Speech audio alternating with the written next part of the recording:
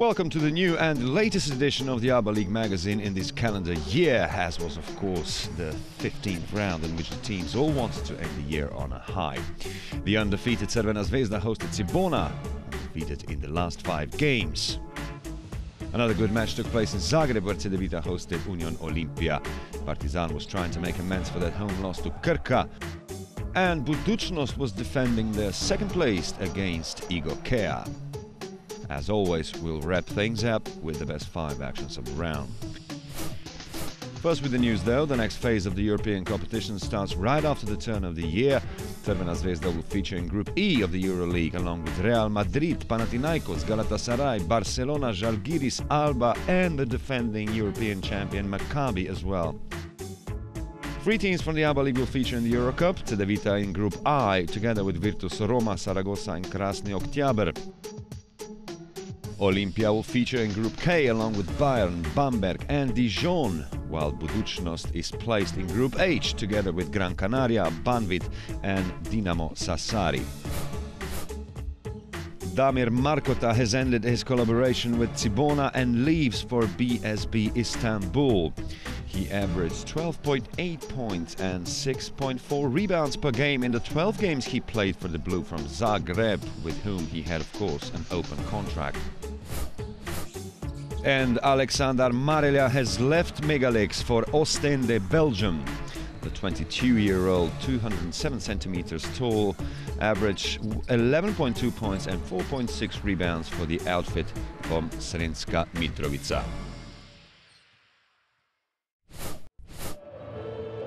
The derby game of the round was scheduled in Belgrade, where Crvena Zvezda faced the informed defending champion of Cibona, who was forced to play without their injured captain, Marin Rosic. The leading team of the league was acting like one from the start as they scored the first 8 points of the match. But Cibona responded swiftly through the young Dominik Maura, who scored the first 10 points for the visitors to make it 12-10. Incidentally, he had a record-scoring game with 20. A bit after that, Charles Jenkins scored 5 in a row to give the red and white a 7-point advantage. But the guests did score the last 3 points of the first quarter, which ended with Zvezda in front by 22-18. Soon in the second period, Crvena Zvezda equaled their highest advantage of 8 when Mark Cirbe scored twice, and on the other side Cibona combined nicely as still only 17 years old Ante Žižić was proving his worth. That said, Zvezda set the new highest lead of 11 points when Nikola Kalinic scored his first points, but then Cibona answered by scoring the next 9, and by the time Dominik Maura concluded that run, they were only trailing the hosts by 2 points.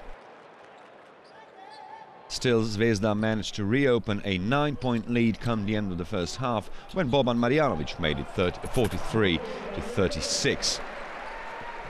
The same player would then equal Zvezda's highest lead of 11 points at the start of the third quarter. A double-double in the end for Boban Marjanovic with 10 points and as many rebounds. The lead grew to 12 by the time Luka Mitrovic scored his first 3.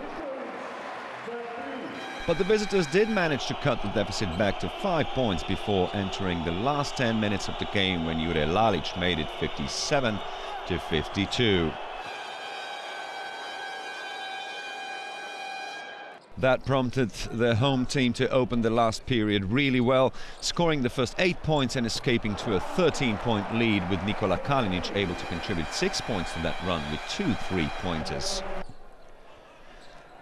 The lead was still 13 points when Mike Cirbes followed Dangobic's action to correct it with a fierce dunk.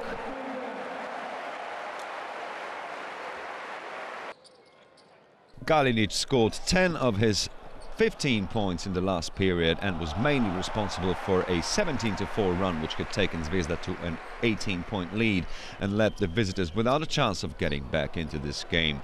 Things hadn't changed much till the end of the match. The last 6 points of the hosts were scored by Jaka Blažić to finish the last quarter, which Zvezda won by 23-12. Crvena Zvezda also tied the record of 15 straight victories in the league set by Partizan in the 07-08 season.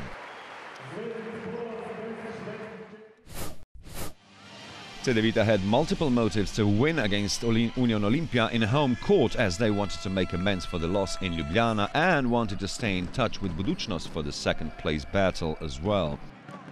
Miro Bilan opened the scoring in this one, and for the visitors it was Marko Marinovic. In fact, Bilan scored the first 6 points for the hosts to put them 6-2 ahead. But then Olimpia scored the next 6 to take the lead of 8-6 through Blaž Mahkovic. This is the action. When Halil Kanacevic scored, Olimpia held a 14-10 lead. And the guests were in front by 6 points after the first quarter, which ended with 18-12.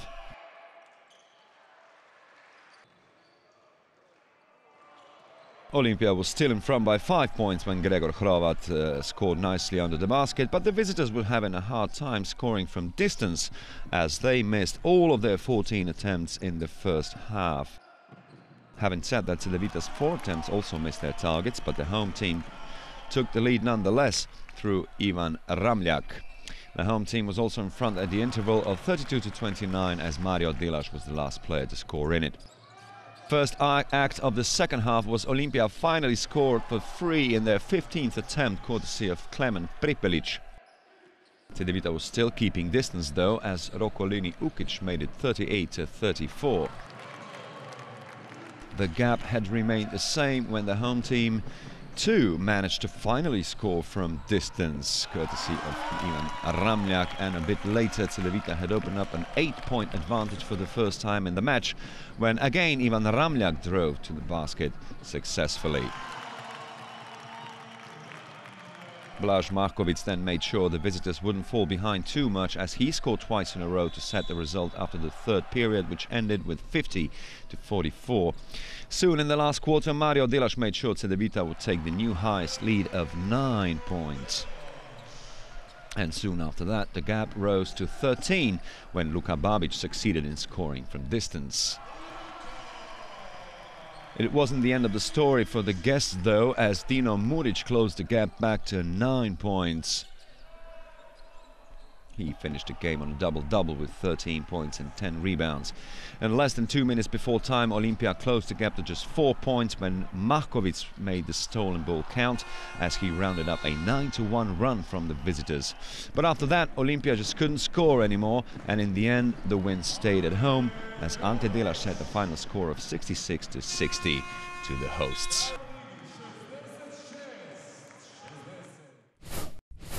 Zadar had won 4 of their last 5 matches in the league prior to hosting MZT in the Krešimir Ćosić Hall, and it was of course the favorite in this one as well. Josip Sobin was the first one to score in the home ranks, and for the Macedonians it was their newest acquisition, Predrag Samardžićski.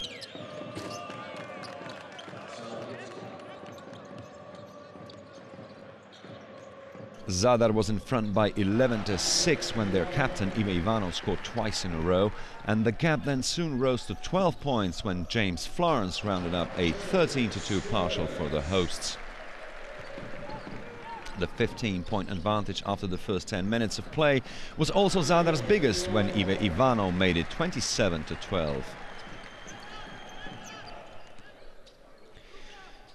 The home team were then quick to build up on that advantage already at the beginning of the second period, in which Florence scored twice to put Zadar 23 points to the good.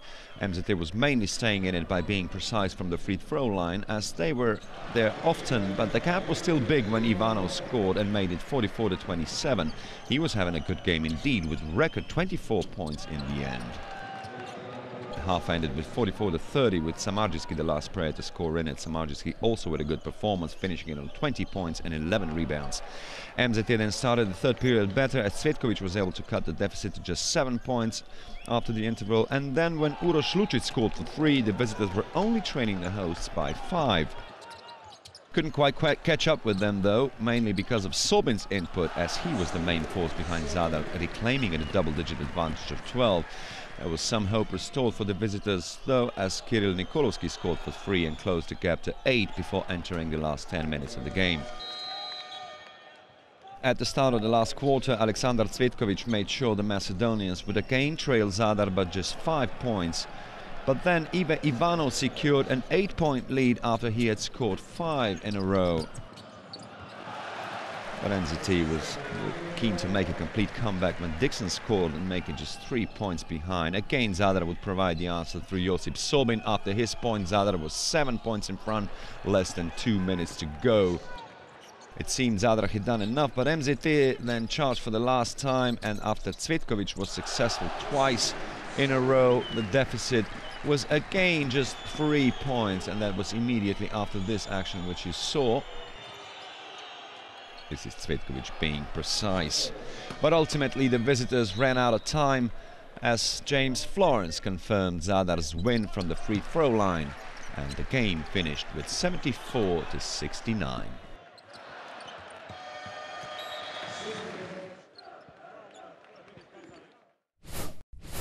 The game in Novo Mesto marked Duško Vujosevic's return to Partizan's bench after he had served a 3-match ban. The visitors were forced to play without the slightly injured Sasha Pavlovic, and Tomaž Bolčina would miss out through injury for the hosts. Krka opened this game through Mirko Mulalic, and at the other end it was Milan Mačvan.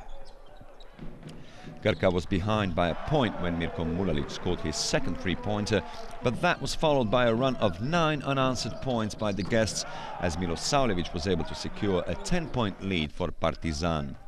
Still, Krka was only behind by 4 points when Chris Booker set the result of the first period. It was 21-17 for the black and white. The teams were only separated by a point when Chris Booker scored twice in a row, but then Partizan responded well again and opened up an 8-point lead when Milan Mačvan was announcing his good display in this one. The gap was 9 points when Dragan Milosavljevic made it 38-29. But Krka managed to close it to 6 points after Matej Rojc made his offensive rebound count.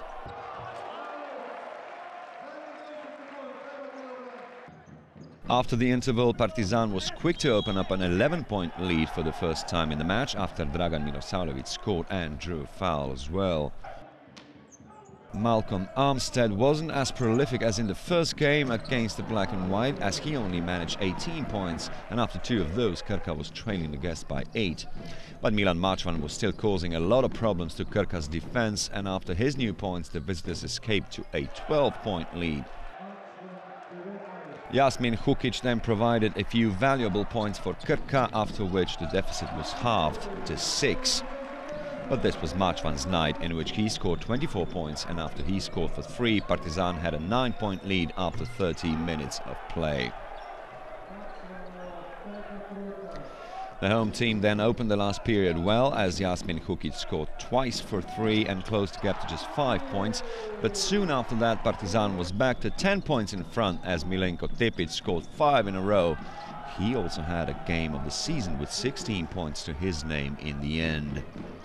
When Mulalic hit another 3, he had closed the gap to 6 points again, and then Krka managed again with it 4 points, but then Milenko Tepic scored in the last second of the all-important offense by Partizan and raised the bar back to 6 points just a minute and 14 seconds before time. The win was then confirmed by Dragan Milosavljevic 20 seconds before time, and when he hit for 3 and made it 78-69, it ended with 78-72, which meant the Slovenian champion had lost for the 8th time in the last 9 games. 2,100 people turned up for the game between Budućnost and Igokea, who had as many as 6 wins less than the hosts before the match. No Omar Cook for Budućnost this time, but others stepped in as well, as it will be evident from this report. Suat Čehović was the first one to score in this game, and in the other end it was Nikola Dragovic. It was soon evident that the visitors are going to have a hard time dealing with Darko Planinic, as the difference in height was evident, and it wasn't before long that Budućnost had a 7-point advantage when Planinic and Popovic combined well, and shortly after that Vitkovac was successful. By the time Čehović rounded up a 14-0 run for Budućnost, the gap had risen to 14 points, and it only kept growing till the end of the first quarter, which finished with Budućnost in the lead of 17, and with Igokea only scoring 9 points in the the entire period. It was a case of alarm bells ringing for the visitors, who played much better in the second quarter. First, Branko Jorovic scored 5 in a row to make it 26-14, after which Vladimir Dasic did score to put Budućnost back into a 16-point lead. But then Igor Kea really started playing better, and by the time Dusan Katnic scored for 3, they have reduced the deficit to just 6 points. Still, Budućnost had the right answer through Čedomir Vitkovac, who put the Montenegrin champion back into 11-point lead, and Budućnost was 12 points in front come the end of the first half, which ended with 46-34. The home team then opened the second half better and were soon 14 points to the good, courtesy of Nikola Ivanovic. And the teams were separated by 10 points when Jorovic had another good spell, but the home team always managed to reply in the right way, as in this case when J.R. Reynolds scored from distance to put his team 13 points in front. Igor Kea kept trying though, and by the time Đorđe Drenovac scored from distance, they were again trailing the host by just 7 points. But the home team again stepped up a gear towards the end of the third period, which had ended with Budućnost in front by 14 when Šehović scored 2 of his 13 altogether, adding 10 rebounds to that tally. At the start of the last quarter, Budućnost escaped to an 18-point lead through Bojan Subotic, as the visitors couldn't have picked a worse timing not to score for 3 minutes, with McClure finally breaking the deadlock. There was some hope restored when Duško Bunić made it 74-62. But as it turned out, that was as close as Igor Kea would get in the remainder of the match. 2 minutes before time, Budućnost equaled their highest lead of 20 points, courtesy of the game's best scorer, J.R. Reynolds, who finished it on 19 points. And of course, there was no doubt of who the winner of this one was. Jonathan Jones then scored last and set the final score of 87-72. The last-placed Levski had turned up with only 9 players in Sremska Mitrovica, and in turn, Megalex's coach Dejan Milojevic had decided to rest 2 of his important players, Marko Kešel and Nenad Miljenovic. Alex Simeono opened the scoring in this one, and at the other end, it was the league's most valuable player to date, Nikola Jokic. When Simeono scored again, Levski took the lead for the last time in this match, as from then on, Megalex would have things under control. When Nemanja Krstic scored 5 in a row, Mega had opened an 8-point lead. And when Andrija Bojic managed to beat the buzzer of the first quarter, the result was 24-15. Bojic would go on to record 15 points and 8 rebounds in this game. At the start of the second period, Krstic again scored 5 in a row, and Mega's lead was in the double digits for the first time. And by the time Ognjen Jaramas rounded up a run of 9 unanswered points for the home team, the teams were separated by 15 points, as Levski was paying the price of not scoring for more than 4 minutes in the second period, and Pavel Ivanov finally started a run of 6 successive points for the visitors, who managed to first close the gap to 10 and then reducing the deficit further to 7 points come the end of the first half. It was 44-37 after Angelo's points. Pavel Ivanov was having a good display, setting a personal best in the end with 20 points, as he was able to put Levski just 2 points behind after a run of 11 successive points by the visitors. But Mega's response was to score the next 10, and when Rade Zagorac scored 2 of his 10 altogether, the home team was back to a safer distance of 13 points. By the time Radovan Djokovic scored 5 in a row, Megalex was in front by 20 points for the first time in this match. Nikolai Varbanov then set the result of 70-62 after 30 minutes of play. Nemanja Krstic was the game's best scorer with 20 points, and soon in the last period he hit from distance for the 4th time and put his team 25 points to the good. Dimitar Angelo then scored twice, but the margin was still 23 points in Mega's favor. The last 6 points for the home team was scored by Nikola Jokic, who eventually ended the game on a double-double with 14 points and 10 rebounds, to which he also added 6 assists. No real trouble for the home team in the end. It was 89-68. Metalac was fresh from that dramatic win over Budućnost just a few days ago, and it was keen to repeat the performance in front of their crowd in Valjevo. And they had a good chance of doing so against a much-changed Szolnok side, as both Peter Laurent and Stefan Sinovic had left the club and Lazaric Jones was also missing. At least they could rely on their newest reinforcement, the centre Gergely Somogi, but they did open the game well though, with first 8 points the game scored. It took more than 5 minutes for Jevtovic to break the deadlock for the home team. The visitors were going well at the other end, as Teddy Gibson was able to get himself on the score sheet. And then Nikola Malešević scored twice in a row to make it 17-12.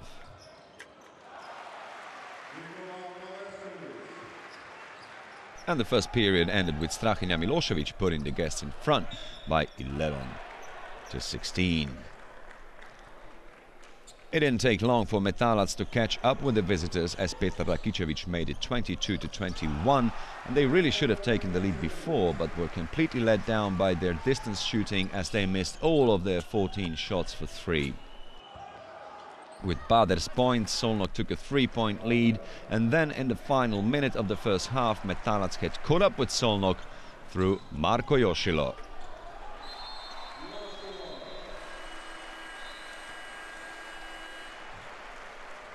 Maleševic's successful shot with 3 straight after the interval had brought Metalac their first lead of the game. And a bit later, Nikola Jevtovic had secured them a 5-point lead after scoring twice. The Hungarians then managed to arrest the fall and through Teddy Gibson reclaimed the lead of 43-42.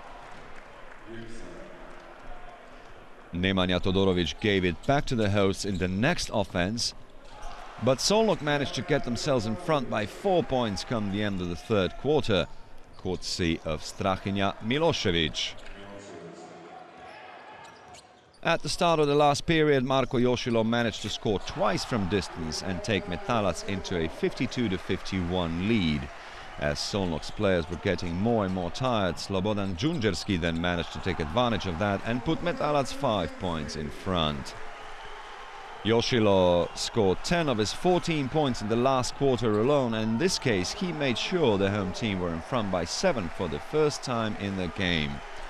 2.5 minutes before time, Majstorovic scored for 3 to increase the gap to 8 points, but Szolnok would still give it one more try, as Teddy Gibson put them just 4 points behind, 53 seconds before the end of the game. But the game itself was decided by Dusan Kutlešic's 3, with 30 seconds remaining on the clock. It was the final blow for the Hungarians. In the end, Metalac won it with 72-65 with a strong performance in the last quarter, which they won by 26-15.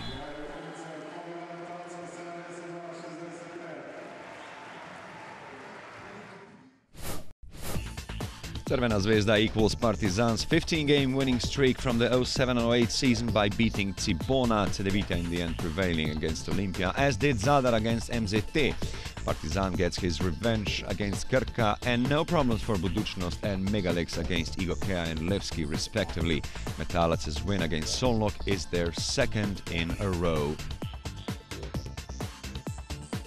Of course, there's no change at the top. Crvena Zvezda remains first, Budućnost remains second, but there's pressure from Cedevita, and their, of course, congested middle part of the table continues, while things really do look bleak for Levski.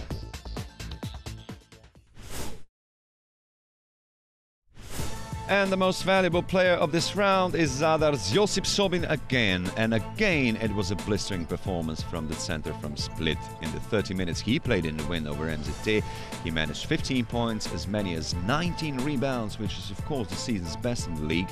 He added 4 assists, 1 steal, 2 blocks, and forced 7 fouls on his opponent. With the playing English of 38, he is our last MVP of 2014.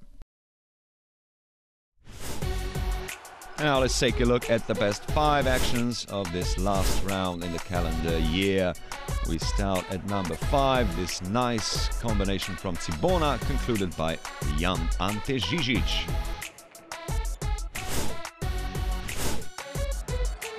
Number 4, it's this stolen ball from Braš Mahkovic, finished off of course with a dunk at the other end.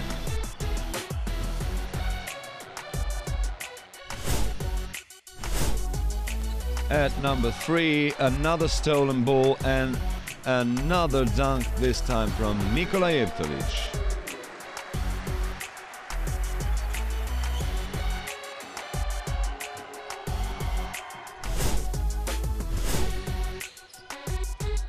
Number 2, we had this nice drive to the basket with a dunk from Ognjen Yaramas, not the tallest player on the court, of course.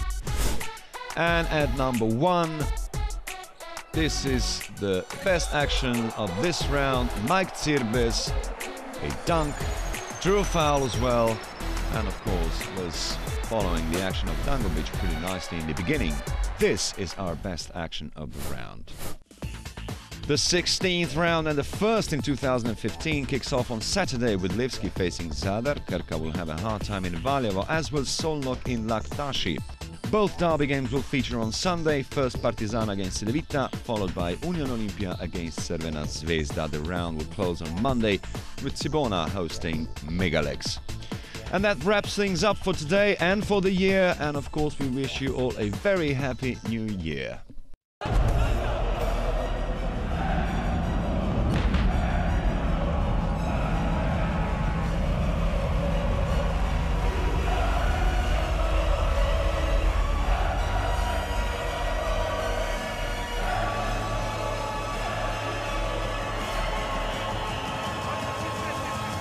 Liga!